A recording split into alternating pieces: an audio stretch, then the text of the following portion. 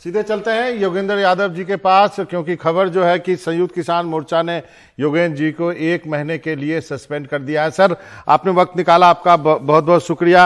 आपकी पहली प्रतिक्रिया ये जो सस्पेंशन के ऊपर?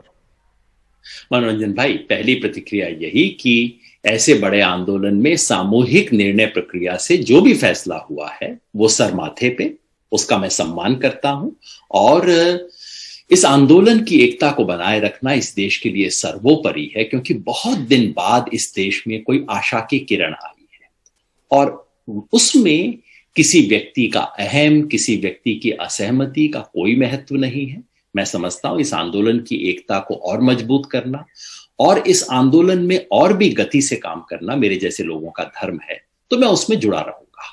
लेकिन आपको दुख तो बहुत हुआ होगा, क्योंकि आपने बड़ी परिश्रम से, अपने खून पसीने से इस आंदोलन को खड़ा किया है। जब मैं लगातार आपसे बात करता रहा हूं, कभी आप बेंगलोर में होते थे, कहीं और होते थे, तो इतना परिश्रम तो गया है आपका इसमें।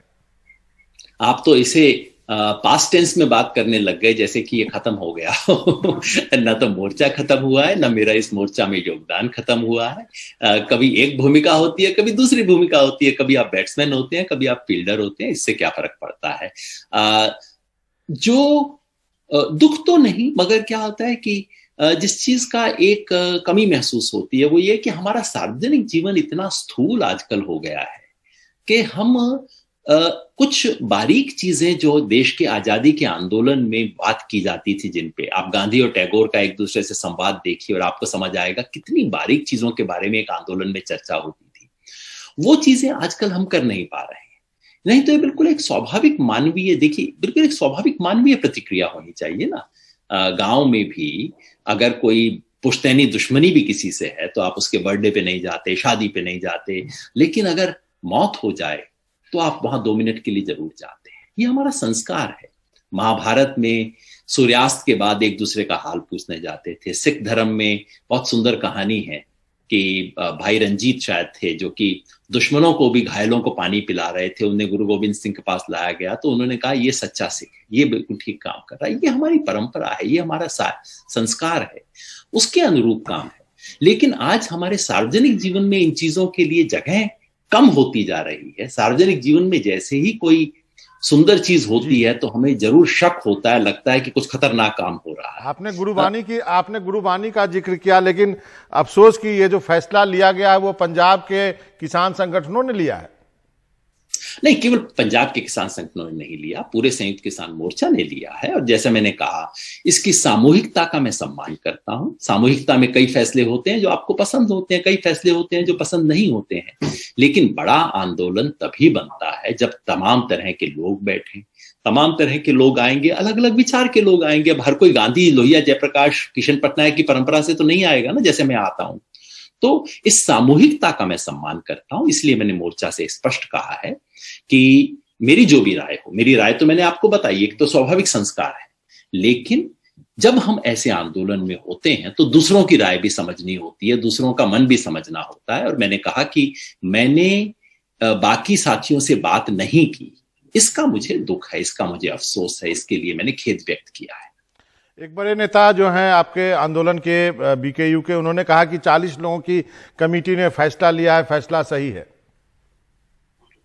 तो मैं भी तो कह रहा हूं फैसला सही है। सही मतलब जो सही प्रक्रिया से फैसला होता है वो सब सही फैसले हैं।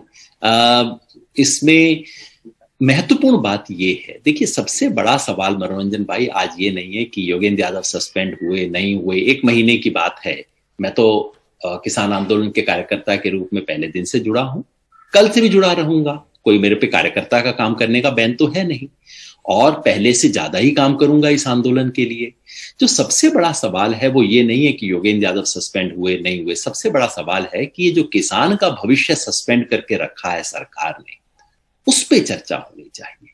सबसे बड़ा सवाल ये है कि वो मंत्री जो कि खुल के धमकी देता है किसानों को, जिनके बाद उन पे हत्या होती है, जीप चढ़ाई जाती है, वो मंत्री आज भी छुट्टा घूम रहा है। ये बड़े सवाल देश के हैं। बड़े बड़े आंदोलनों में बाकी छोटी मोटी बातें होती रहती, उससे बड़ी नहीं है। आप मिलने गए थे, उसके बाद आपने 12 अक्टूबर को एक ट्वीट किया था, उसके बाद आपको लगता है वही ट्रिगर किया है? बड़ा संवेदना वाला ट्वीट था, जो आप कहते हैं कि महाभारत का उदाहरण दिया, आपने गुरु के परंपरा का उदाहरण दिया कि मानवीयता का उदाहरण दिया। क्या आपको लगता है कि ये संवेदना बीकेयू के बाकी नेताओं को भी दिखानी चाहिए? मैं किसी एक संगठन का नाम नहीं लेता भाई। मैं, क्योंकि कल तमाम लोग वहां उपस्थित थे, उनका फैसला था। और ये ट्वीट मैंने कोई अगले दिन नहीं किया था, जब गया उसके 10 मिनट बाद, दरअसल मैंने ही तो सूचना दी दुनिया को, क्योंकि मुझे इसमें कोई छुपाने शर्माने की बात थोड़ी थी। मैंने खुद सूचना दी कि मैं वहां गया, और मैंने तो इसके बारे में एक लेख भी लिखा है पूरा कहते हुए कि क्या हुआ।